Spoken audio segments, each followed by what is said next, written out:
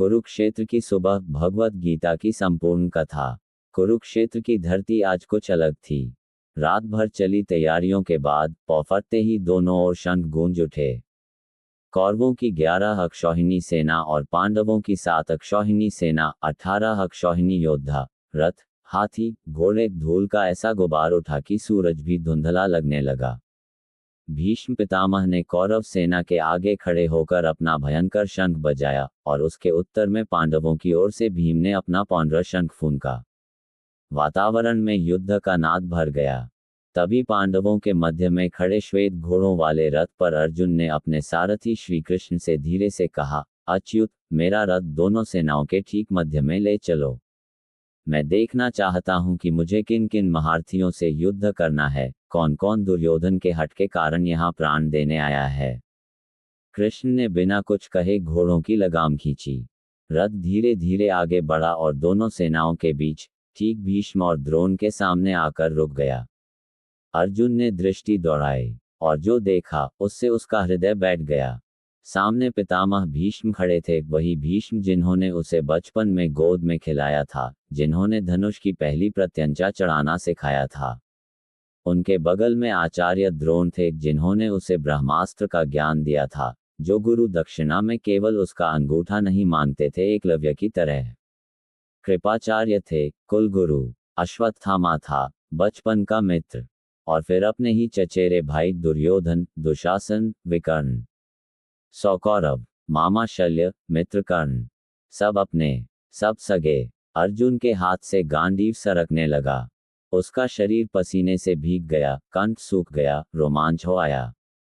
धनुष हाथ से छूटकर रथ पर गिर पड़ा। वह रथ के पिछले भाग में बैठ गया, मानो सारी शक्ति चली गई हो।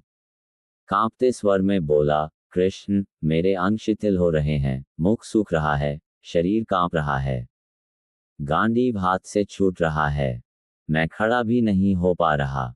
और केशव, मुझे अपशकुन दिखाई दे रहे हैं।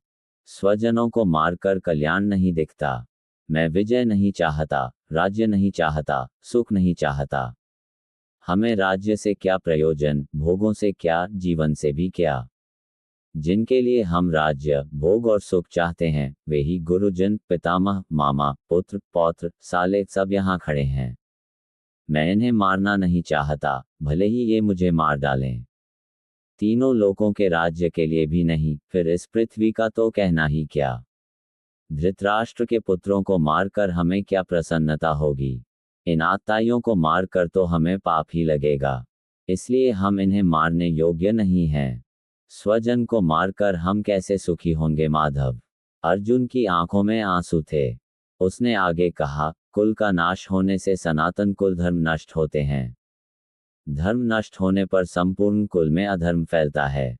अधर्म फैलने से कुल की स्त्रियां दूषित होती हैं और स्त्रियों के दूषित होने से वर्णसंकर उत्पन्न होता है।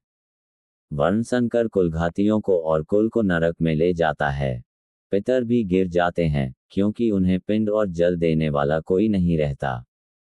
हे जनार्दन, हमने यह बड़ा पाप करने का निश्चय कर लिया है। राज्य और सुख के लोभ में स्वजनों को मारने को तैयार हो गए। यदि मुझे शस्त्ररहित प्रतिकार न करते हुए धृतराष्ट्र के पुत्र रण में मार डालें, तो वह मेरे लिए अधिक कल्याणकारी होगा। इतना कहकर अर्जुन धनुष बाण छोड़कर रथ के पिछले भाग में बैठ गया, शोक में डूबा हुआ।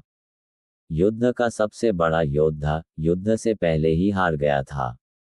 पर यह हार शरीर की नहीं, मन की थी, विषाद योग। श्री कृष्ण ने ये सब शांति से सुना। अर्जुन के आंसू देखकर उनके होठों पर हल्की सी मुस्कान आई, करुणा भरी मुस्कान। फिर वे गंभीर स्वर में बोले, अर्जुन, इस विषम समय में तुम्हें ये कायरता कहां से आ गई। यह आर्यों का आचरण नहीं है। यह न स्वर्ग देने वाली है, न कीर्ति देने वाली। हे पार्थ, हृदय की इस तुच्छ दुर्बलता को त्याग दो। उठो। अर्जुन ने सिर उठाया, उसकी आंखें लाल थीं। बोला, मधुसूदन, मैं भीष्म पितामह और द्रोणाचार्य पर बाण कैसे चलाऊं। वे तो पूजनीय हैं। गुरुजनों को मारकर इस लोक में रक्त से सने हुए भोगों को भोगने से अच्छा है भिक्षा मांगकर जीवन बिताना। मैं नहीं जानता कि युद्ध करना या न करना, दोनों में कौन श्रेष्ठ है। हम ये भी नहीं जानते कि हम उन्हें जीतेंगे या वे हमें। जिनको मारकर हम जीना नहीं चाहते, वे धृतराष्ट्र के पुत्र हमारे सामने खड़े हैं। मैं कायरता के दोष से स्वभाव खो बैठा हूँ। धर्म के विषय में मेरा मन मोहित है। मैं आपसे पूछता हूँ, जो निश्चित कल्याणकारक हो, वह मेरे लिए कहिए। मैं आपका शिष्य हूँ, आपकी शरण में आया हूँ, मुझे उपदेश दीजिए। मुझे ऐसा कोई उपाय नहीं दिखता जो इंद्रियों को सुखाने वाले इस शोक को दूर कर सके। चाहे मुझे धन धान्य से संपन्न, निष्कंटक राज्य और देवताओं का स्वामित्व भी मिल जाए। इतना कहकर अर्जुन चुप हो गया। गोविंद, मैं युद्ध नहीं करूंगा, कहकर वह मौन बैठ गया। तब दोनों सेनाओं के मध्य में शोक करते हुए अर्जुन से श्री कृष्ण मुस्कुराते हुए बोले। और यहीं से आरंभ हुआ वह संवाद जो गीता है। कृष्ण बोले, अध्याय 2, सांख्य योग। अर्जुन, तुम शोक न करने योग्य के लिए शोक कर रहे हो, और पंडितों जैसे वचन बोल रहे हो। पर पंडित जन न जीवित के लिए शोक करते हैं, न मृत के लिए। ऐसा कभी नहीं हुआ कि मैं न रहा हूं, या तुम न रहे हो, या ये राजा न रहे हों। और न ऐसा होगा कि हम सब आगे न रहेंगे। जैसे शरीर में बाल्यावस्था, यौवन और वृद्धावस्था आती है, वैसे ही एक शरीर से दूसरे शरीर की प्राप्ति होती है। धीर पुरुष इसमें मोहित नहीं होता। हे कुतिपुत्र, सर्दी गर्मी सुख दुख देने वाले इंद्रियों के विषय अनित्य हैं। ये आते जाते रहते हैं। इन्हें सहन करो भारत। क्योंकि हे पुरुष श्रेष्ठ, जिस धीर पुरुष को सुख दुख विचलित नहीं करते, वही मोक्ष के योग्य है। असत वस्तु का अस्तित्व नहीं है, और सत का अभाव नहीं है। तत्वदर्शियों ने इन दोनों का अंत देख लिया है। जो इस अविनाशी, अप्रमेय, नित्य आत्मा को व्याप्त जानता है, उसे कोई कैसे मार सकता है। यह आत्मा न जन्मती है, न मरती है। यह अजन्मा, नित्य, शाश्वत और पुरातन है। शरीर के मरने पर भी यह नहीं मरती। जैसे मनुष्य पुराने वस्त्र त्याग कर नए वस्त्र धारण करता है, वैसे ही आत्मा पुराने शरीर को छोड़कर नया शरीर धारण करती है। इस आत्मा को शस्त्र नहीं काट सकते, अग्नि नहीं जला सकती, जल नहीं गला सकता, वायु नहीं सुखा सकती। यह आत्मा अव्यक्त है, अचिंत्य है, विकार रहित है। इसलिए इसे ऐसा जानकर शोक करना उचित नहीं। कृष्ण ने अर्जुन की आंखों में देखा और कहा, और यदि तुम इसे जन्मने मरने वाला भी मानो, तो भी शोक नहीं करना चाहिए। क्योंकि जन्मे हुए की मृत्यु निश्चित है, और मरे हुए का जन्म निश्चित है। इसलिए इस अपरिहार्य विषय में शोक करना उचित नहीं। अब अपने क्षत्रिय धर्म को देखो। धर्मयुक्त युद्ध से बढ़कर क्षत्रिय के लिए कोई कल्याणकारी कर्तव्य नहीं है।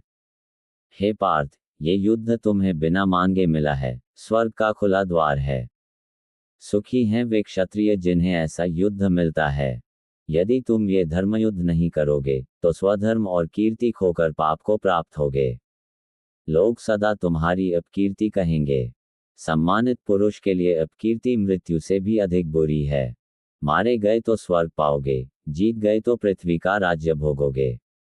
इसलिए हे कौन्तेय, युद्ध का निश्चय करके खड़े हो जाओ। सुख दुख, लाभ हानि, जय पराजय को समान समझकर युद्ध करो। इस प्रकार तुम पाप को प्राप्त नहीं होगे।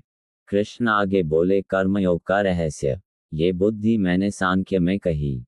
अब योग में सुनो। इस बुद्धि से युक्त होकर तुम कर्म बंधन से मुक्त हो जाओगे। इस मार्ग में नाश नहीं है, विपरीत फल नहीं है। थोड़ा सा भी धर्म बड़े भय से बचाता है। हे अर्जुन, तेरा अधिकार कर्म करने में है, फल में कभी नहीं। इसलिए कर्मफल का हेतु मत बनो, और कर्म न करने में भी आसक्ति मत रखो। योग में स्थित होकर कर्म करो, आसक्ति त्याग कर। सिद्धि असिद्धि में सम रहो। समत्व ही योग कहलाता है। बुद्धियुक्त मनुष्य पुण्य और पाप दोनों को यही त्याग देता है। इसलिए योग के लिए प्रयत्न करो। योग कर्मों में कुशलता है। अर्जुन ने पूछा, केशव, स्थित प्रज्ञ मनुष्य के लक्षण क्या हैं? वह कैसे बोलता है, कैसे बैठता है, कैसे चलता है? कृष्ण ने उत्तर दिया, जब मनुष्य मन में स्थित संपूर्ण कामनाओं को त्याग देता है, और आत्मा से आत्मा में संतुष्ट रहता है, तब वह स्थित प्रज्ञ कहलाता है। दुखों में जिसका मन उद्विग्न नहीं होता, सुखों में जिसकी स्पृहा नहीं रहती, राग, भय और क्रोध से मुक्त वही मुनि स्थित प्रज्ञ है। जो सर्वत्र आसक्ति रहित है, शुभ अशुभ को पाकर न प्रसन्न होता है न द्वेष करता है, उसकी बुद्धि स्थिर है। जैसे कछुआ अपने अंगों को समेट लेता है, वैसे ही जो इंद्रियों को विषयों से खींच लेता है, उसकी बुद्धि प्रतिष्ठित है। अध्याय 3-4 कर्मयोग और ज्ञानयोग। अर्जुन बोला, जनार्दन, यदि बुद्धि कर्म से श्रेष्ठ है, तो मुझे इस घोर कर्म में क्यों लगाते हो? कृष्ण बोले, कोई भी मनुष्य क्षण भर भी कर्म किए बिना नहीं रह सकता। प्रकृति के गुणों से विवश होकर कर्म करना पड़ता है। जो कर्मेंद्रियों को रोककर मन से विषयों का चिंतन करता है, वह मूर्ख है। तू नियत कर्म कर। कर्म न करने की अपेक्षा कर्म करना श्रेष्ठ है। कर्म न करने से शरीर निर्वाह भी नहीं होगा। यज्ञ की भावना से कर्म कर। प्राचीन काल में प्रजापति ने यज्ञ सहित प्रजा रची और कहा, इससे तुम देवताओं को प्रसन्न करो, देवता तुम्हें प्रसन्न करेंगे। इस प्रकार परस्पर भावना से परम कल्याण को प्राप्त होगे। जो बिना दिए देवताओं के दिए हुए भोगों को भोगता है, वह चोर है। जो यज्ञ से बचे हुए अन्न को खाते हैं, वे सब पापों से मुक्त होते हैं। जो अपने लिए पकाते हैं, वे पाप खाते हैं। ज्ञानी को भी कर्म करना चाहिए। लोक संग्रह के लिए कर्म कर। श्रेष्ठ पुरुष जो करता है, दूसरे भी वही करते हैं।